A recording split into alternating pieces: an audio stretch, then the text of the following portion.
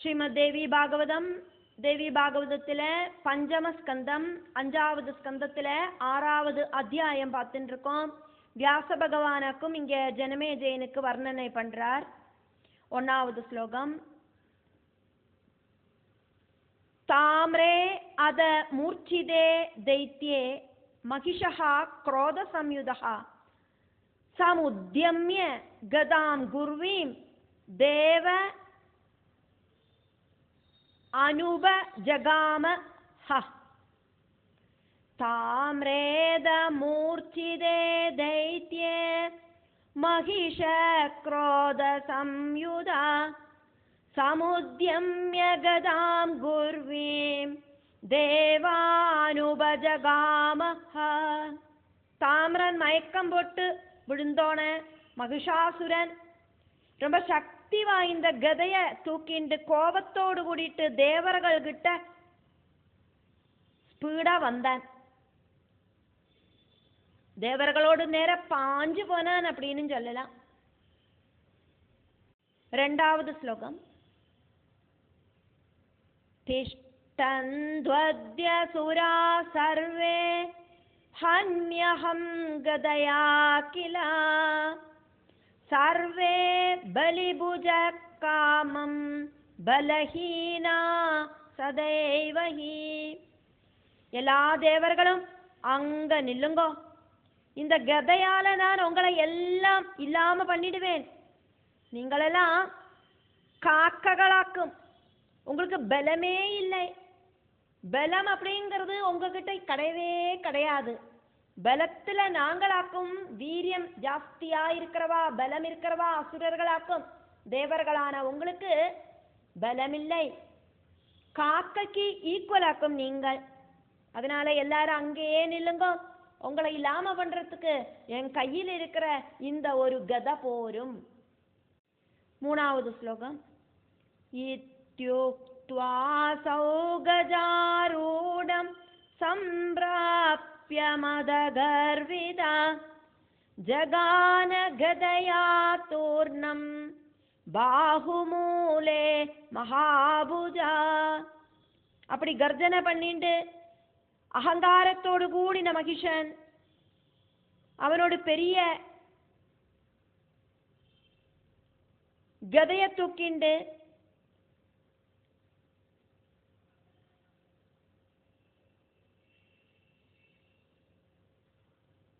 இந்திரனோட தோளுல அந்த கதையால ஓங்கி அடிச்சான். 4வது ஸ்லோகம். சோபி வஜ்ரேன கோரேண சிச்சேதாசு கதாம் சதாம் பிரஹர்த்து காமஸ்த்வரிதோ ஜகாம மகிஷம் பிரதி. இந்திரன் வஜ்ராயுதத்தால அந்த கதைய சுக்கு நீராக்கிட்டு அந்த மகிஷனை அடிக்கிறதுக்கு ஆயிட்டு மகிஷனோடு நேர ஓடிண்டு வந்தார். 5வது ஸ்லோகம். ஹயாரிரபி கோபேன கட்கமாதாய சுப்ரபம் யயாவிந்திரம் மகாவீர்யம் பிரஹரிஷ்யன் நிவாந்திகம். மகிஷனும் நன்னா ஜொலிக்கிற தளங்கர வாழை தூக்கிண்டு இந்திரனை வெட்டுறதுக்கு கோபத்தோடு கூட இந்திரனோடு முன்னால போய் நின்னான். 6வது ஸ்லோகம். பபூவ ஜதயோர் யுத்தம் சர்வலோக பயாவஹம் ஆயுதைர் விவிதைஸ்தத்ர முனி விஸ்மயகாரகம். இந்திரனும் மகிஷனும் தம்மில பெரிய யுத்தம் உண்டாச்சு. அந்த யுத்தத்தை பார்த்து உலகத்தில் இருக்கிறவாள் எல்லாமே பயந்து போனா. நிறைய விதவிதமான டைப்பா இருக்கிற ஆயுதங்கள் எல்லாம் அவ பிரயோகிச்சா. ரிஷிகளுக்கு கூடியும் அந்த யுத்தம் ரொம்ப ஆச்சரியத்தை உண்டாக்கித்து. 7வது ஸ்லோகம். சகாராசு ததா தைத்யோ மாயாம் மோஹகரீம் கிலா ശാംബരീം സർവലോകഗ്നീം முனீனாமபிமோகினீம்.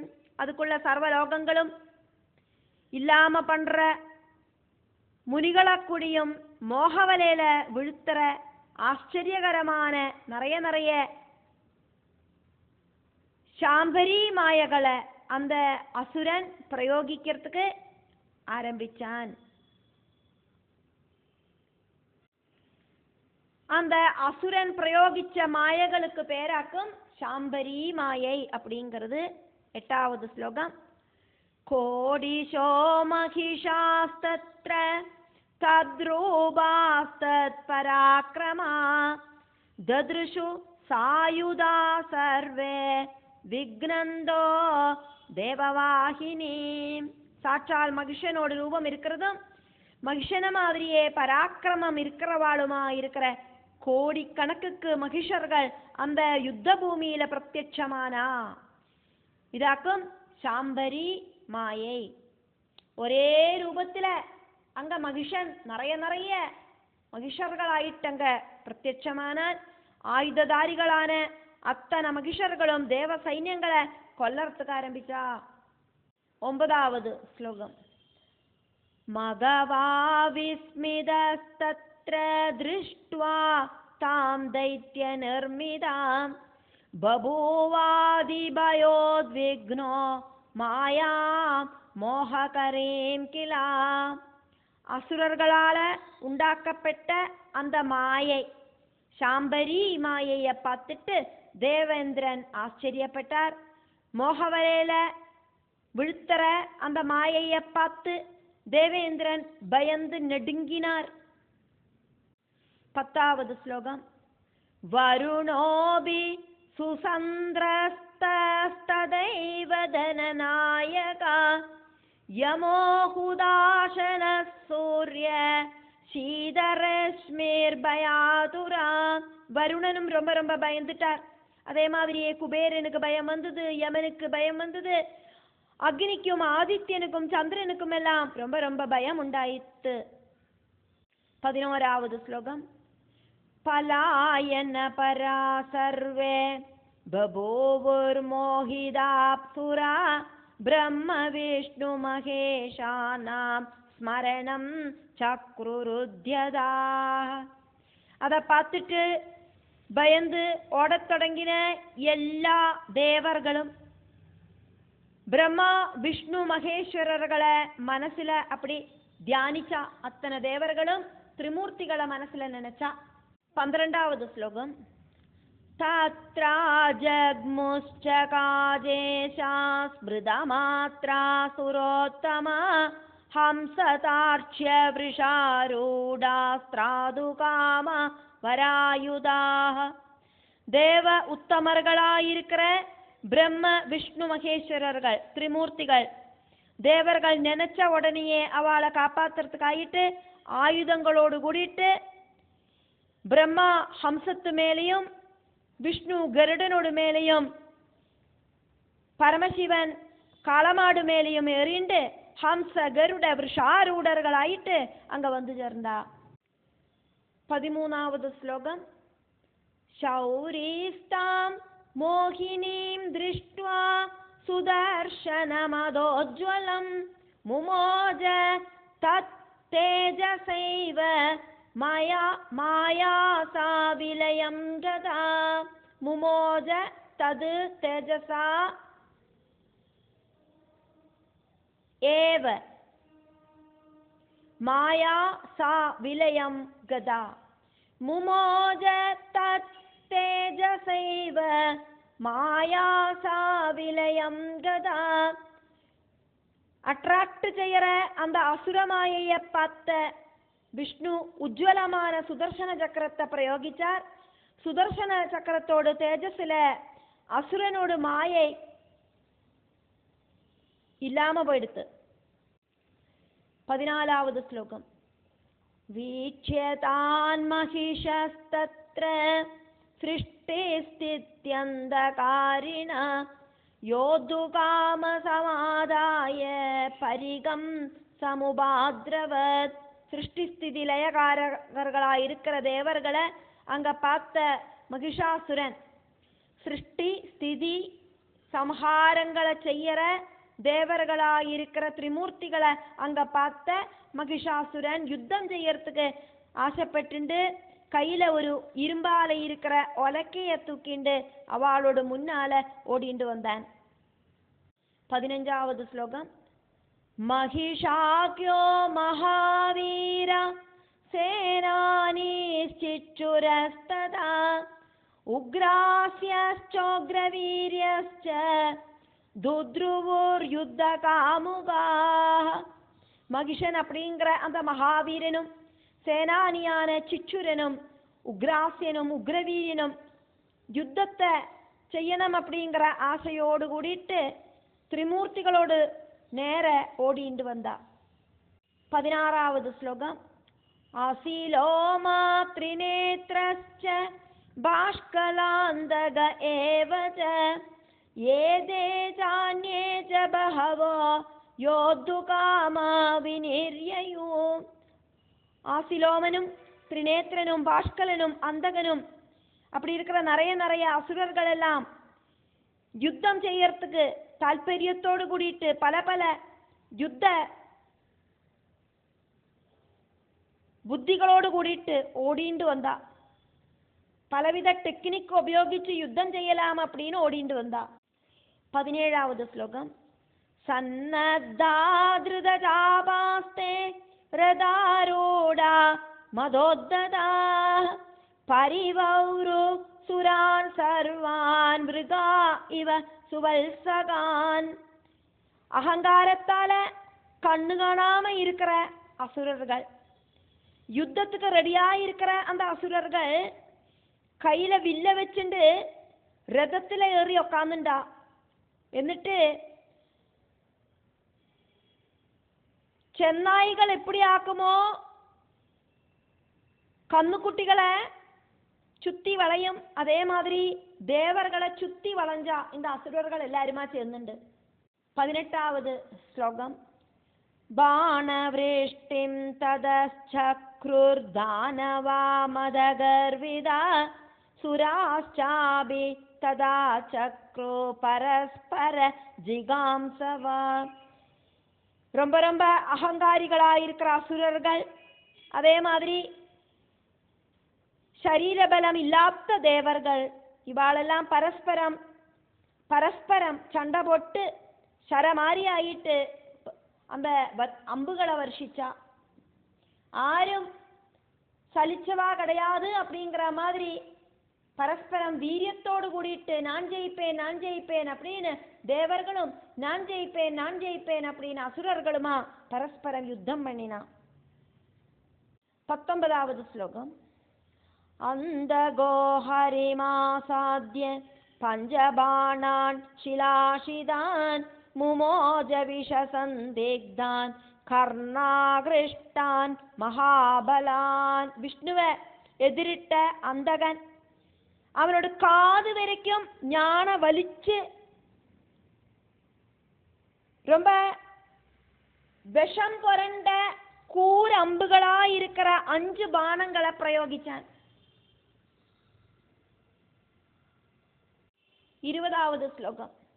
வாசுதேவோப்ய சம்பிராப்தான் விஷிகானாசுகைஸ்ததா சிச்சேத தான் புன பஞ்ச முமோஜ ரிபுநாசனா.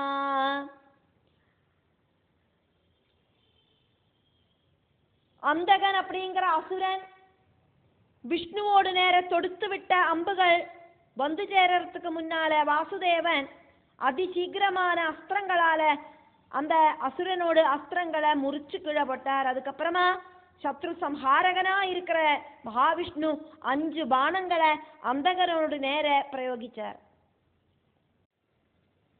21வது ஸ்லோகம்.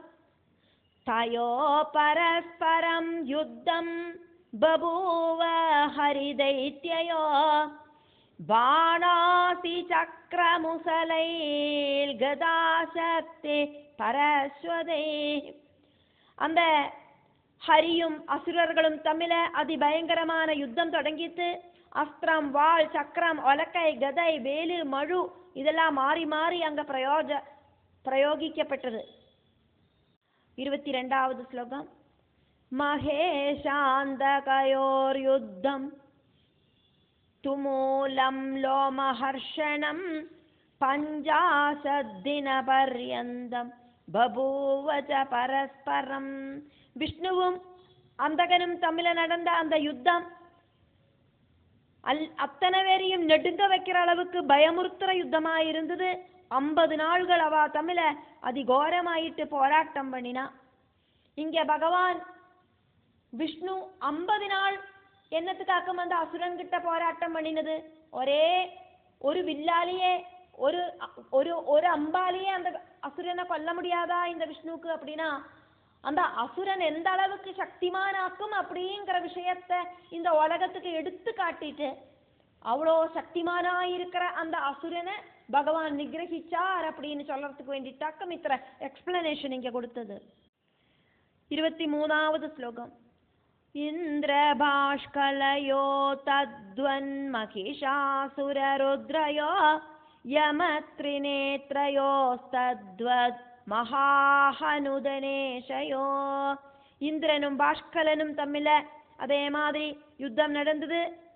அதே மாதிரி மகிஷனும் ருத்ரனும் தமிழையும், யமனும் திரிநேத்திரனும் தமிழையும், அதே மாதிரி மகாஹனுவும் குபேரனும் தமிழையும் அதிகோரமான யுத்தம் அங்க நடந்தது.